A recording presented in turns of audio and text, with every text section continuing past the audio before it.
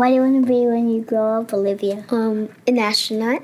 I want to be a fashion designer. A basketball player. I want to be an actor. A doctor. A teacher. A chef. An artist. What do you want to be when you grow up? A mermaid. Do you know what a computer programmer is? Yeah, no. No.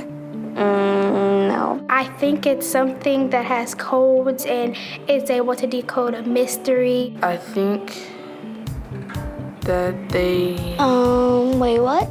Computer programmer?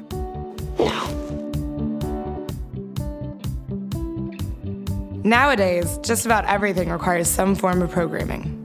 So, what is it? Programming is basically explaining to a computer what you want it to do for you. When you're programming, you're teaching possibly the stupidest thing in the entire universe, a computer, how to do something. Programming is one of the only things in the world that you can do where you can sit down and just make something completely new from scratch, you know, whatever you want. It's really not unlike kind of playing an instrument or something, or playing a sport. It starts out being very intimidating, but you kind of get the hang of it over time. Coding is something that can be learned, and I know it can be intimidating. A lot of things are intimidating, but what isn't? A lot of the coding that people do is actually fairly simple. It's more about the process of breaking down problems than, sort of coming up with complicated algorithms as people traditionally think about it. Well, if it's fairly simple, why aren't there more of us doing it? Over the next 10 years, there will be 1.4 million jobs in computer science, and only about 400,000 grads qualified for those jobs. That's a shortage of 1 million people. So, how do you start?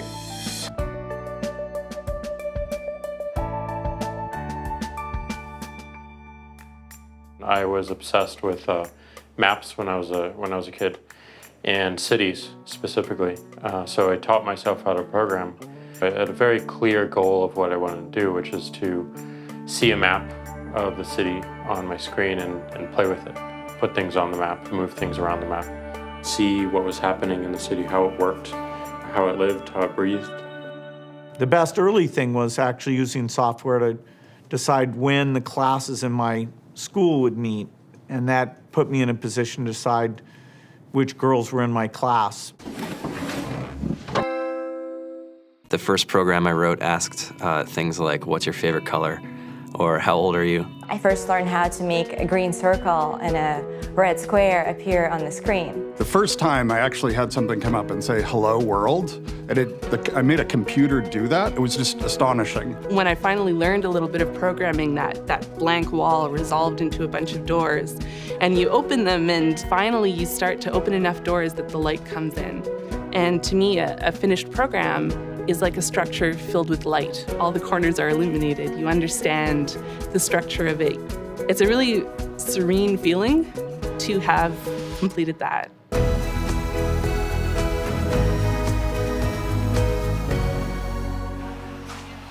It took me some time to realize that creating things with your hands or creating code, creating programs, is just a different way to express creativity. I think right now there's a big emergence of the culture of making.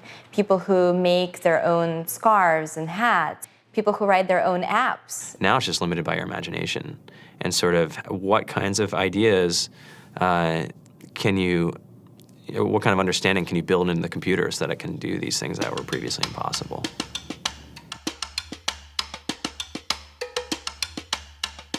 All great things are built in teams when you collaborate with other smart people.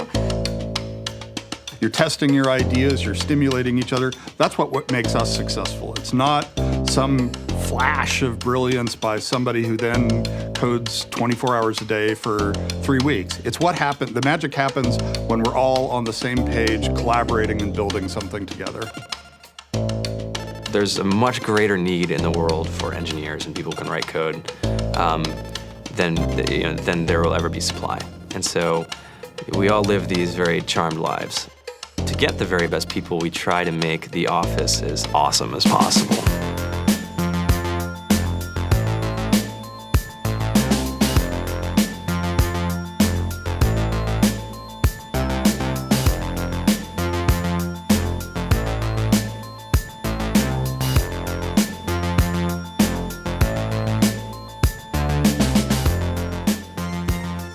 have a fantastic chef, Free food, breakfast, lunch, and dinner. free laundry, snacks, even places to play and video games and scooters. There's all these kind of interesting things around the office and places where people can play or relax or go to think or play music or be creative. I went on the Bureau of Labor Statistics for the United States, and there's about a third of the pie that's all the things you would expect. It's, they're working in the government, they're working in typical technology jobs. But then, like, the rest of the pie, and it was the majority of the pie, just split down into these little teeny slices of every industry imaginable. And what it is, computers are everywhere. You want to work in agriculture? Do you want to work in entertainment? Do you want to work in manufacturing? It's just all over.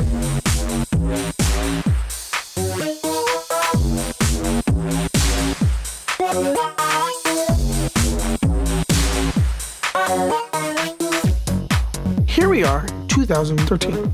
We all depend on technology to communicate, to bank, information, and none of us know how to read and write code. So you guys, what else? Who else has an idea of what we can change with our programming? What else can we do? Tiffany? What I saw my students take away from using Scratch and programming in our classroom is that they were willing to push through problems. It really builds critical thinking, it builds problem solving, and it's something that they can then apply to math in the classroom or their reading skills. We integrated science with this programming, and I saw my scores go up 30%.